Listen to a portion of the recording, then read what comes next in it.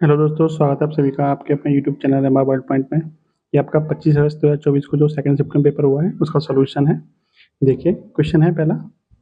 एक निश्चित धनराशि पर 2 वर्ष के लिए 5% की दर से चक्रवृद्धि ब्याज 3280 रुपये है, तो मूल राशि क्या होगी? तो ये क्वेश्चन बार बार रिपीट हो रहे हैं, एक ही टाइप के क्वेश्चन। ये पहले शिफ्ट में भी आया था आपका। देखिए, इसमें भी कितनी दर कितनी है? 5%। तो मैंने आपको बताया था कि 5% का मतलब होता है 1/20, यानी कि 20 रुपये पे 1 रुपये क्या मिलेगा आपको? ब्याज। तो मिश्रण कितना हो जाएगा? तो मिश्रण हो जाएगा आपका 21 रुपये। कितनी समय की बात है? 2 साल के लिए। तो अगली साल क्या होगा? 20 का वर्ग यानी कि 400, तो 400 का 441 हो जाएगा, क्योंकि 21 का वर्ग कितना होता है? 441। ठीक है, ठीक है। तो ब्याज कितना मिल गया? 400 रुपये पे 441 मिश्रण हो रहा है, तो इसका मतलब ब्याज कितना मिल रहा है? तो ब्याज मिल रहा है 41 रुपये, जो कि किसके बराबर दे रखा है आपको? 3280 के बराबर, क्योंकि ये भी आपका क्या है? ब्याज ही है। तो 1 यूनिट की वैल्यू यहाँ से कितनी मिल जाएगी? 41 का कितना गुना है?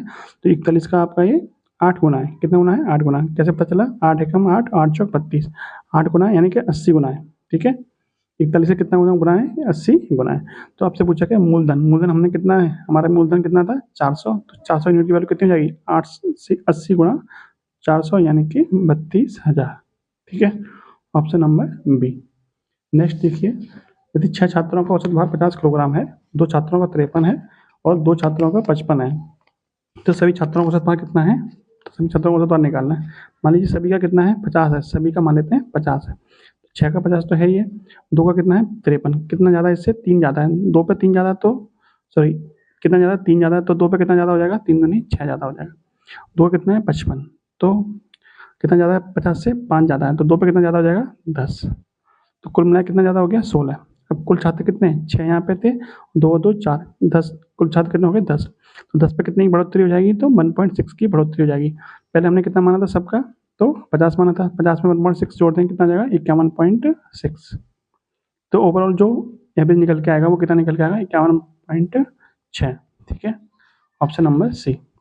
नेक्स्ट देखिए, 39 व्यक्ति प्रतिदिन 10 घंटे काम करके 12 दिनों में 129 मरम्मत करते हैं, तो 30 व्यक्ति 6 घंटे काम करके कार्य को कितने दिनों में खत्म कर देंगे? 10 घंटे काम कर रहे हैं, 39 व्यक्ति हैं और 10 घंटे काम करके 12 दिनों में काम खत्म कर देते हैं। तो 30 व्यक्ति 6 घंटे काम करके कितने दिनों में काम खत्म कर देंगे? हमने मान लिया x। ठीक है, सॉल्व करिए इसको। तो 10 से 3 बार कट जाएगा और 3 से आपका देखिए 6 से कटेगा आपका 2 बार और 3 से कटेगा आपका ये 13 बार। 13 दूनी 26, 13 दूनी 26।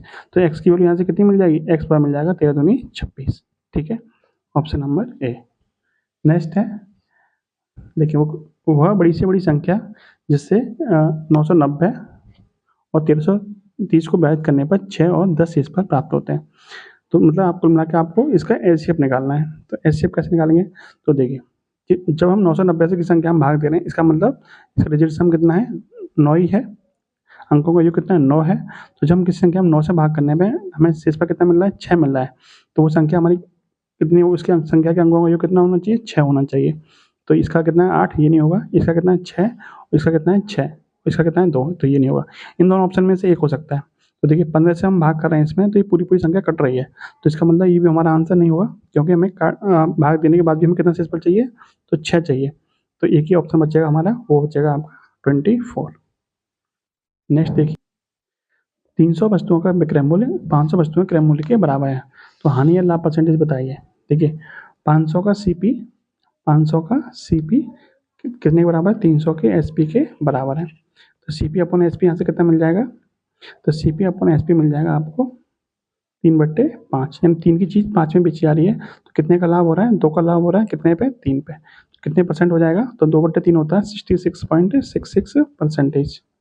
ठीक है, ऑप्शन नंबर बी। नेक्स्ट देखिए, 30 संख्या का औसत 1.2 है। पहली 20 का 1.1 है और 9 का 1 है, तो अंतिम संख्या क्या होगी? 30 का औसत कितना है? 1.2। तो कुल योग कितना हो जाएगा? 12 × 36। 20 का कितना है? 1.1, तो योग कितना हो जाएगा? 11 दूनी 22। और 9 का कितना है? 1 है, तो योग कितना हो जाएगा? 9। तो 22 और 9 31। ठीक है, ये कितनी संख्याओं का है? ये 29 संख्याओं का है। ये कितनी का? 30 संख्याओं का है। तो जो 30वीं संख्या होगी कितनी हो जाएगी? 36 माइनस के 31 यानी कि 5। तो जो अंतिम संख्या होगी वो कितनी होगी? वो आपकी 5 होगी। ठीक है, नेक्स्ट देखिए, एक आदमी ने 80,000 रुपये में एक घोड़ा और एक गाड़ी खरीदी।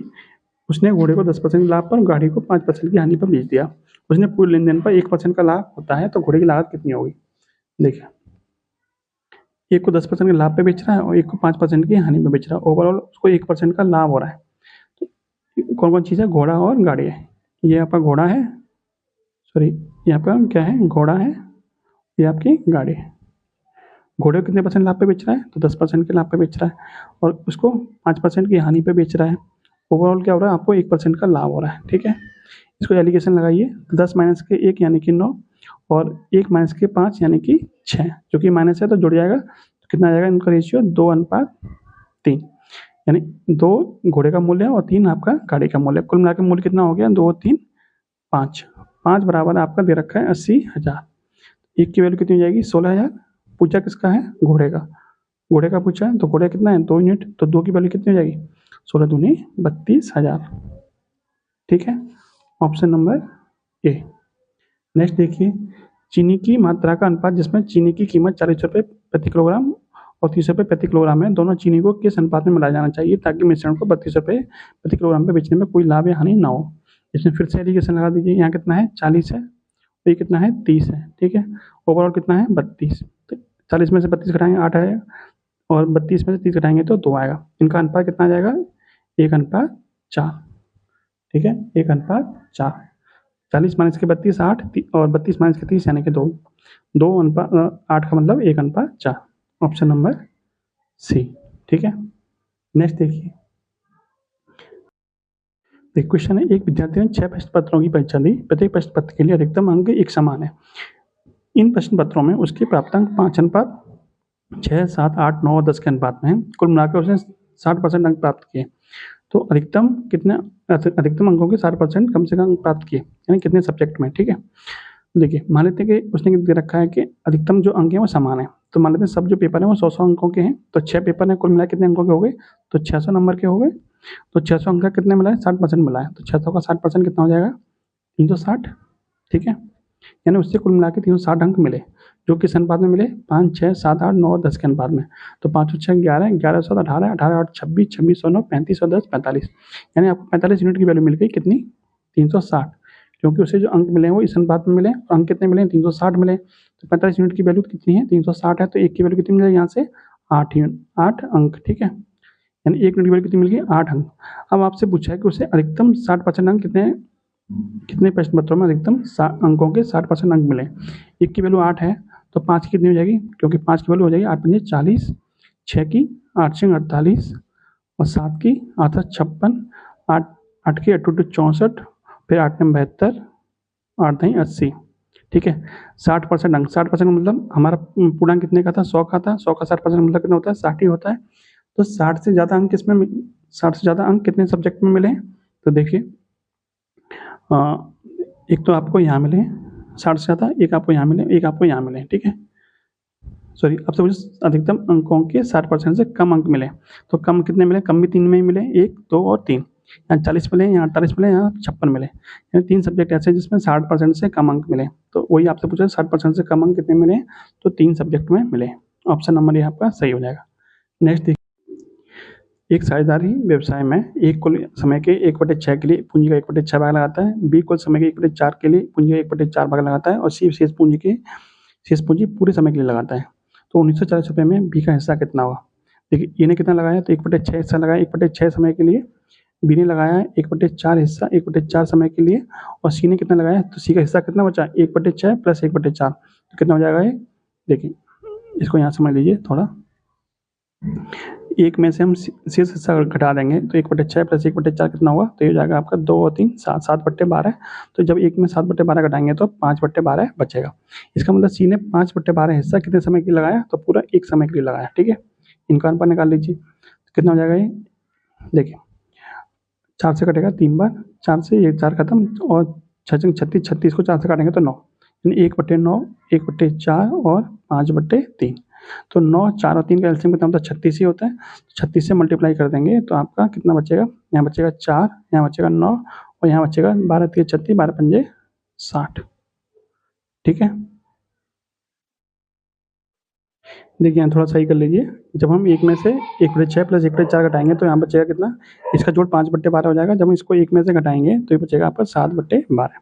तो यहाँ जो हिस्सा लगेगा वो 7/12 लगेगा। तो 7/12 हिस्सा एक समय के लिए, तो यहाँ आपका 7 आ जाएगा। जब हम 7 में गुणा करेंगे, 3 से 12 बार कटेगा, 12 7 84, यहाँ कितना आ जाएगा 84। ठीक है, तो कुल हिस्सा इनका कितना हो गया, तो 4 9 13, 13 और 84 97। 97 की वैल्यू कितनी दे रखी है, 1940। ठीक है, 97 की वैल्यू दे रखी है 1940, यानी इसका डबल। तो 97 यूनिट की वैल्यू 1940 है, तो यहाँ से 1 यूनिट की वैल्यू कितनी मिल जाएगी, तो 20 रुपये मिल जाएगी। जब 97 इसका भाग करेंगे 20 बार कटेगा, तो 9 की वैल्यू कितनी आ जाएगी, क्योंकि बी का हिस्सा पूछा है, तो बी का हिस्सा कितना है 9 है, 20 दूनी 180। ठीक है, ऑप्शन नंबर सी। ठीक है, अगर आपको ये नहीं करना तो आपको ये ऑप्शन देखना था जिसका 9 से विभाजित हो जाए, तो एक ही ऑप्शन ऐसा था जो 9 से आपका कट रहा था। ऑप्शन नंबर आपका सी सही है।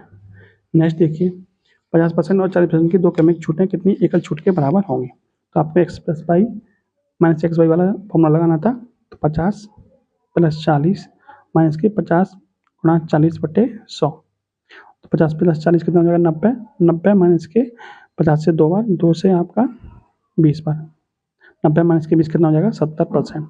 तो एकल छूट कितने परसेंट के बराबर हो जाएगी, 70% के बराबर हो जाएगी। नेक्स्ट है 1200 रुपये पर 9 महीने के लिए 20% प्रतिवर्ष की दर से चक्रवृद्धि ब्याज बताइए। जब चक्रवृद्धि ब्याज क्या हो, त्रैमासिक हो। त्रैमासिक का मतलब कितना है, एक साल में कितने त्रैमासिक होते हैं, 3 महीने कितने होते हैं, 4 होते हैं। इसका मतलब समय का आपका 1/3 हो जाएगा, यानी समय कितना हो जाएगा 1/3 का मतलब 3 साल, और दर कितनी हो जाती है 1/4, यानी कि मतलब 5%। ठीक है, अब देखिए आगे, दर आपको 5% मिल गई। 5% का मतलब होता है 1/20, यानी कि 20 की चीज़ कितनी हो जाएगी 21 हो जाएगी। अगले साल भी 20 की 21 हो जाएगी, फिर 20 की 21, 3 साल के लिए ऐसा ही चलेगा। तो कुल मिला के आपका मूलधन कितना हो गया, 20 का क्यूब 8000, 21 का क्यूब 9261। ठीक है, यानी 8000 रुपये की राशि पर आपको 9261 रुपये मिश्रण हो जा रहा है। तो इसका मतलब ब्याज कितना मिल रहा है, तो ब्याज मिल रहा है 9261 माइनस के 8000, यानी कि 1261 रुपये ब्याज मिल रहा है। लेकिन आपकी राशि दे कितनी रखी है 12000, यानी कि इसका 1.5 गुना, 8000 के कम रखा है आपको 12000। ठीक है, पूछा किसका है 1261 की वैल्यू, तो 1261 किसके बराबर हो जाएगा, 12000 बटे में 8000 गुणा 1261। ठीक है, तो ये 8000 का 1.5 गुना होता है, तो 1.5 का इसमें गुणा करेंगे तो लगभग इसमें 600 और जुड़ जाएंगे, तो लगभग आपका 1800 के आसपास आंसर आएगा। ठीक है, तो ऑप्शन चेक कर लीजिए 1800 के आसपास आंसर कौन सा है, तो एक ही ऑप्शन ऐसा है जो 1800 के आसपास है। ठीक है, ठीक है, जब इसको सॉल्व करोगे तब भी आपका आंसर इतना ही आएगा। ठीक है, तो आपको पूरा सॉल्व करने से बेटर है कि आप अप्रोक्सीमेशन मेथड लगा के आप आंसर निकाल सकें। नेक्स्ट देखिए, ए ने एक कार्य को 63 दिनों में कर सकता है और बी ए की तुलना में 40% अधिक कुशल है। तो उसी कार्य को करने में बी द्वारा लिए गए दिनों की संख्या क्या होगी। तो देखिए इस पर देखिए बी ए की तुलना में 40% अधिक कुशल है। 40% का मतलब क्या होता है, 40% का मतलब होता है 2/5, यानी यदि ए आपका 5 काम कर रहा है तो बी कितना काम करेगा, 2 काम ज़्यादा करेगा, यानी कि 7 काम करेगा। तो इनका जोड़ लगेगा, समय कितना होगा, समय 7 और 5 हो जाएगा। ठीक है, और 7 की वैल्यू कितनी रखी है 63, 7 की वैल्यू कितनी है 63, यानी इसका 9 गुना है, तो 5 की वैल्यू कितनी हो जाएगी, इसका 9 गुना यानी कि 45। यानी बी कितने दिन में काम खत्म कर देगा, तो बी कर देगा आपका 45 दिन में। Option number B.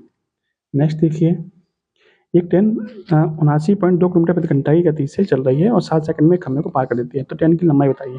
तो ट्रेन की लंबाई उतनी तो होगी जितनी देर में उसने अपने खंभे को पार किया होगा, यानी अपनी लंबाई के बराबर दूरी जो चलेगी वही तो उसकी लंबाई होगी।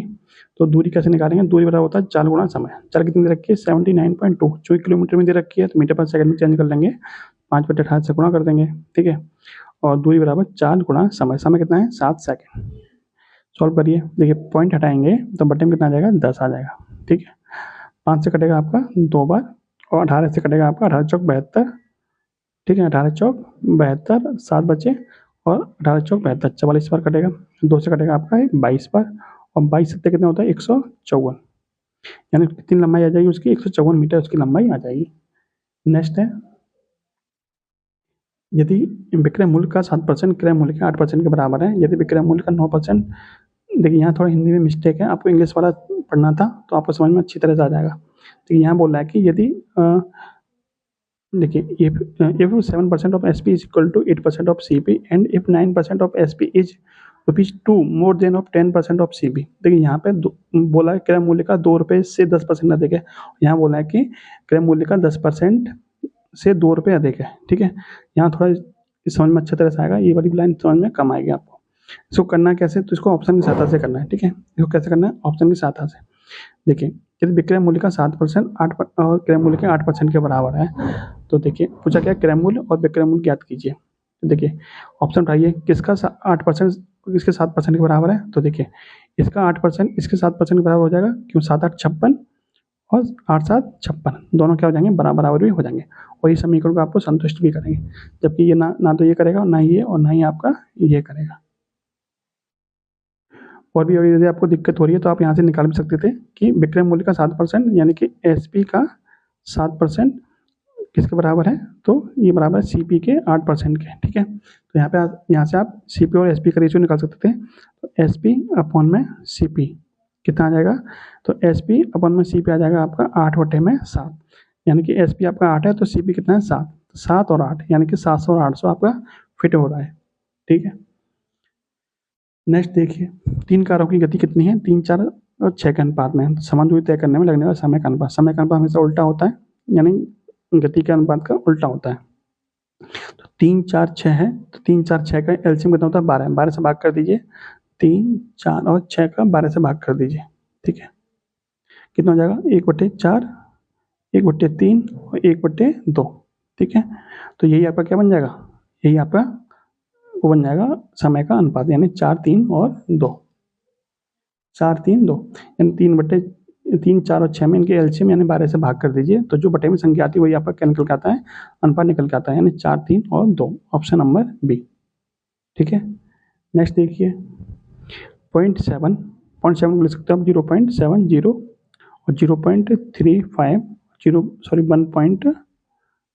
1.05 का एसए बताइए। एसए बड़ी से बड़ी संख्या होती है जो इन संख्याओं को काट दे। तो जरा ये बताइए, क्या 70 से 35 कट सकता है, पूरा नहीं कटेगा। क्या 35 से 70 कटेगा, कटेगा। क्या 35 से 35 कटेगा, कटेगा। 35 से 105 भी कटेगा। तो इससे तीनों संख्याएं कट रही हैं आपकी। ठीक है, तो ये आपका क्या बन जाएगा, एसए बन जाएगा। अगला प्रश्न देख, यदि किसी वस्तु पर लागत मूल्य से 40% अधिक अंकित है, यदि वस्तु के अंकित मूल्य पर X% की छूट दी जाती है तो 12% का अंतिम लाभ होता है। यदि एक नई वस्तु का क्रय मूल्य 2400 है और उसे X% लाभ पर बेचा जाता है तो नई वस्तु का विक्रय मूल्य बताइए। तो ये पहले हमें X% निकालना पड़ेगा, तभी तो हम विक्रय मूल्य निकाल पाएंगे। X% कैसे निकालेंगे, देखिए मान लीजिए हमारा क्रय मूल्य कितना है, 100 है, जिस पर 40% बढ़ा के अंकित किया गया अंकित मूल्य, तो अंकित मूल्य कितना हो जाएगा, 140 हो जाएगा। क्रय मूल्य हमने 100 मान लिया, तो अंकित मूल्य हमारा कितना हो गया, 140 हो गया। वो कह रहा है कि अंकित मूल्य पर 12% की, यानी अंकित मूल्य पर X% की छूट दी जाती है तब भी हमें 12% का लाभ होता है। तो 100 रुपये पर हमारा कितना लाभ हो रहा है, 12% का, यानी वस्तु कितनी बेची जा रही होगी, 112 में बेची जा रही होगी। तो जब 100 रुपये पर जब लाभ हो रहा है 12% का, 112 में बेची जा रही है, और 140 पर कुछ छूट दी जा रही है X% की, तब भी हमारी वस्तु कितनी बेची जा रही है, 112 में ही बेची जा रही है। तो छूट कितने % की होगी, तो देखिए 140 वाली वस्तु 112 में बेची जा रही है, यानी कि 28 रुपये कम में बेची जा रही है, कितने पे, 140 रुपये पे, यानी कि 140 वाली वस्तु 112 में बेची जा रही है, तो 28% क्या मिल रही है, छूट मिल रही है, कितने पे, 140 पे। कितना % हो जाएगा, तो 28 पंजे 140, 5 से कटेगा 20 बार, यानी कि 20% की छूट दी जा रही है, यानी आपको x की वैल्यू मिल गई, x बराबर 20%। x ही चाहिए था आपको। अब किसी वस्तु का क्रय मूल्य कितना है, 2400 है, X% का लाभ हो रहा है तो विक्रय मूल्य कितना होगा, तो देखिए 2400 वाली वस्तु को 20% लाभ पे बेचा जा रहा है, तो इसका 120% निकाल देंगे सीधे, 2 जीरो से 2 जीरो खत्म, 24 इंटू 12 कितना होता है, तो 240 प्लस 48 288, यानी कि 2880। ठीक है, ऑप्शन नंबर बी। नेक्स्ट देखिए, ठहराव को छोड़कर बस की गति 66 है और ठहराव के साथ में 55 है, कितने मिनट रुकती है, तो देखिए 66 माइनस के 55 बटे में ओरिजिनल यानी 66, और ये किस में आएगा, यहाँ पर किलोमीटर प्रति घंटा में, ये किलोमीटर प्रति घंटा में, मिनट में समय चाहिए तो 60 से हम क्या कर देंगे गुणा। देखिए 66 माइनस के 55 यानी कि 11 बटे में 66 गुणा 60, 6 बार 6 से 10 बार, यानी वो कितना मिनट रुकती है, तो वो रुकती है 10 minute, option number C. Next देखिए, ये क्वेश्चन है, 200 छात्रों के सर्वेक्षण के आधार पर 140 छात्रों को कोल्ड ड्रिंक पसंद है, 120 को मिल्क शेक पसंद है। ठीक है, 2 गोले बना लेते हैं, एक कोल्ड ड्रिंक वाला, एक आपका मिल्क शेक वाला। 80 छात्रों को दोनों पसंद है, तो 80 आपका यहाँ बीच में आ जाएगा। कोल्ड ड्रिंक कितने को पसंद है? 140 को, तो केवल कोल्ड ड्रिंक वाले कितने हो जाएंगे? 60। 120 को मिल्क शेक पसंद है, तो केवल मिल्क शेक वाले कितने हो जाएंगे? 40। यानी कुछ तीनों को, मतलब कोल्ड ड्रिंक या फिर मिल्क शेक को कम से कम एक पसंद करने वाले व्यक्ति कितने हो जाएंगे? 60 + 40 + 80, 100 और 80 कितने हो जाएगा? 180। यानी 180 लोग ऐसे हैं जो कुछ ना कुछ पसंद जरूर करते हैं, ठीक है, कुछ ना कुछ पसंद जरूर करते हैं। कोल्ड ड्रिंक पसंद कर सकते हैं, वो मिल्क शेक भी पसंद कर सकते हैं, या फिर कोई भी दोनों में से एक। तो कम से कम एक पसंद करने वाले व्यक्ति कितने हैं? तो वो आपके 180 हो जाएंगे, ठीक है। और कोई भी पसंद ना करने वाले व्यक्ति कितने हो जाएंगे? तो कोई भी ना पसंद करने वाले व्यक्ति हो जाएंगे आपके 20, क्योंकि टोटल कितने हैं? 200। 200 में से 180 घटा दें, कितना बचेगा? 20। नेक्स्ट प्रश्न देखिए। देखिए ग्राफ का क्वेश्चन दिया हुआ है कि नीचे दिया गया बार ग्राफ 2 वर्षों 2006 और 2007 के दौरान एक प्रकाशन कंपनी की 6 कंपनियों से पुस्तकों की बिक्री 1000 की संख्या में दर्शाता है। क्वेश्चन आपसे पूछा है कि 2006 और 2007 में एक प्रकाशन कंपनी की 6 शाखाओं जो आपकी दे रखी है इस तरह से कि पुस्तकों की बिक्री हजारों की संख्या में है। देखिए क्वेश्चन क्या पूछ रहा है आपसे कि दोनों वर्षों के लिए शाखा A2 और शाखा A4 की कुल बिक्री से अनुपात क्या है। देखिए शाखा A2 की कुल बिक्री कितनी है? तो A2 की कुल बिक्री हो जाएगी 75 + 65 यानी 140, और A4 की कुल बिक्री कितनी हो जाएगी? 95 + 80 यानी कि 180। दोनों का अनुपात कितना हो जाएगा? 20 + 70 140, 20 × 9 180, 7:9। ऑप्शन नंबर ए, ठीक है। देखिए नेक्स्ट प्रश्न ये है, 48 पुरुष एक काम को 14 दिनों में कर सकते हैं और 12 दिनों में 5 पुरुषों द्वारा किए गए कार्य की मात्रा ज्ञात कीजिए, ठीक है। तो 48 पुरुष हैं, किसी काम को 14 दिन में कर रहे हैं, और काम अपने आप में कितना होता है? 100% होता है। तो 12 दिनों में 5 पुरुष कितना काम करेंगे? मान लेते हैं एक्स काम करेंगे। एक्स की वैल्यू चाहिए आपको, 12 चौक 48, 4 से 25 बार, तो एक्स बराबर कितना? 25 × 5 125/14, यानी कि 125/14, तो कितना होता है? 14 × 8 112, 14 × 9 126, यानी 9 से थोड़ा कम आएगा, 9 से थोड़ा कम। तो 9 से थोड़ा कम कौन सा ऑप्शन है? एक ही ऑप्शन है, ऑप्शन नंबर डी। एक्चुअल जो आंसर आएगा वो आपका यही आएगा 8.9, लेकिन आपको थोड़ा ध्यान रखना था, ज़्यादा टाइम नहीं खराब करना, 9 से थोड़ा कम देखिए, आंसर लगाइए फटाफट। नेक्स्ट क्वेश्चन देखिए। देखिए ये क्वेश्चन आपका ये भी मैथ का है। 5√3 प्लस अंडर में 243 की वैल्यू इतनी है, तो इसकी वैल्यू कितनी होगी? देखिए ये कितना है? 5√3। इसको देखिए नए पेज पर समझाता हूँ आपको। देखिए 5√3 को 5√3 लिख लीजिए, और इसको लिख सकते हो आप, ये 243 है, इसको लिख सकते हो आप 9√3, ठीक है, क्योंकि 9 ने 81 81 दिया, कितने होते हैं? 243, यानी इसकी वैल्यू कितनी रखिए? 24.249। ये 5√3 प्लस 9√3 कितना हो जाएगा? 14√3, यानी 14√3 की वैल्यू रखिए 24.249, ठीक है। अब देखिए आपसे पूछा क्या है, नोट में 192 प्लस 15√3 की वैल्यू पूछिए। देखिए अनुरूट 192 ले सकते हैं हम, 8√3 प्लस 15√3, और ये किसके बराबर हो जाएगा? 8 और 15 23, यानी 23√3 की वैल्यू आपसे पूछिए, ठीक है। 14 की दे रखिए, 23√3 की वैल्यू पूछिए, ठीक है। तो देखिए, तो 14√3 14√3 बराबर है आपका 24.249, तो 23√3 की वैल्यू कितनी हो जाएगी? तो 24 2 4 9 बटे में 14√3 गुणा 23√3, ठीक है। √3 से √3 खत्म, ये 14 का लगभग कितना होना है? देखिए जब इसको आप काटोगे तो ये 14 का दोगुने से कम है, तो 24 दूनी 48, 48 के दोगुने से थोड़ा कम आना चाहिए आंसर। ऑप्शन चेक करिए आपका। देखिए ऑप्शन से आप नहीं पकड़ पाओगे इस तरह से। देखिए आपको यहाँ पे कैलकुलेशन में थोड़ा टाइम लग सकता है, लेकिन इसका मैं आपको आंसर बताता हूँ। इसका आंसर कितना आ रहा है? तो इसका आंसर आ रहा था आपका 39.84। मैं यहाँ पे मान सकता हूँ कि आपको थोड़ा टाइम लगेगा कैलकुलेट करने में, लेकिन आप इसका आंसर निकाल सकते हो, ठीक है। तो इस क्वेश्चन का आंसर कितना बन जाएगा? 39.84। तो ये था आज का सॉल्यूशन। कैसा लगा आपको? कमेंट बॉक्स में जरूर बताना। जय हिंद, जय भारत।